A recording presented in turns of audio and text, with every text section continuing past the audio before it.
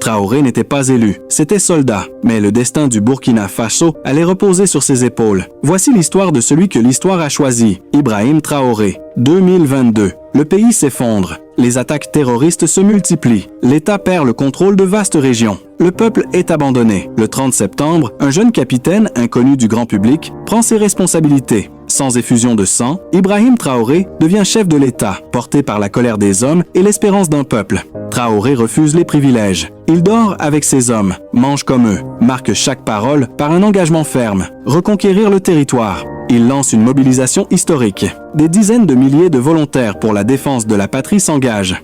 Le peuple prend les armes pour défendre la terre des ancêtres. Ibrahim Traoré tourne le dos aux anciens alliés jugés inefficaces. Il tend la main à de nouveaux partenaires, notamment la Russie. Drones, armes, renseignements.